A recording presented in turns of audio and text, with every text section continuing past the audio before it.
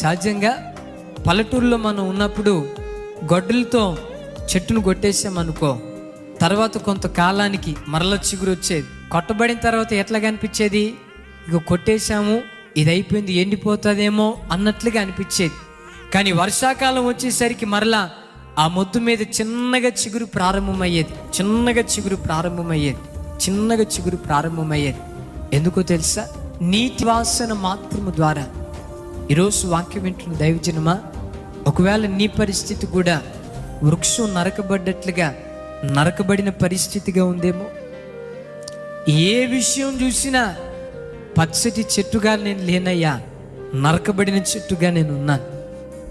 అది ఆరోగ్య విషయమైనా, ఆర్థిక విషయమైనా, నా చుట్టూతో ఉన్న పరిస్థితి అయినా, వృక్షం నరకబడితే ఎలా మోడుబారినదిగా ఉంటుందో నా పరిస్థితి కూడా మోడుబారిందిగా ఉన్నది.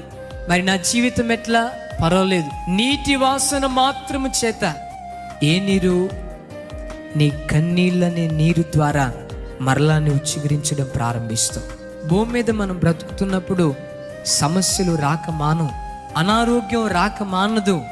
మనం భూమి మీద బ్రతుకుతున్నాం కదా, ఇవన్నీ కొంతవరకే. అయితే పరిస్థితి ఎదురైందనో, కష్టం ఎదురైందనో, ఇబ్బంది ఎదురైందనో ఇంటి పక్కలకు లేకపోతే ఉద్యోగంలో కొలీగ్స్కో చెప్తారు. ఒకసారి చూడండి, బాధ తీరిద్ది అని అనుకుంటాం, కానీ బాధ తీరిద్దా? వాళ్ళకి చెప్పినంత మాత్రాన వాళ్ళు ఏమనుకుంటారో తెలుసా? ఈ యేసు ప్రభుని నమ్ముకొని ప్రతి ఆదివారం మందిరానికి వెళ్తాడు, తెల్లబట్టలు వేసుకొని మా దేవుడే గొప్ప దేవుడు అంటాడు, బైబిల్ పట్టుకొని వెళ్తాడు. వాళ్ళ దేవుడే గొప్ప దేవుడు అయితే వీడికి ఇన్ని కష్టాలు ఎందుకు, వీడికి ఇన్ని శ్రమలు ఎందుకు, వీళ్ళకి ఇన్ని బాధలు ఎందుకు అని చెప్పి బయటకు అనుకోకపోయినా లోపల అనుకుంటారు.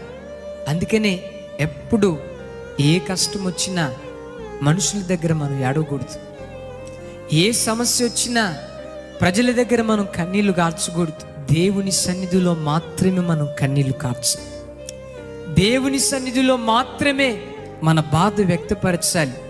ఈరోజు వాక్యం వింటున్న దైవజనమా, నీ జీవితంలో ఒకవేళ ప్రతిదానికి మనుషులతో నీ సమస్య పంచుకుంటున్నావేమో, ఈ రాత్రి మనుషులతో కాదు, దేవునితో నీ సమస్య పంచుకో.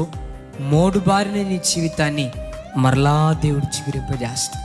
నీవు దేవుని సన్నిధిలో కన్నీళ్లు కారిస్తూ, నా కుటుంబ పరిస్థితి, నా పిల్లల పరిస్థితి దేవుని సన్నిధిలో నీవు రోధించగలిగితే, రెప్పపాటులో నేను ప్రకటించే నా దేవుడు నీ పరిస్థితిని మార్చునుగాక.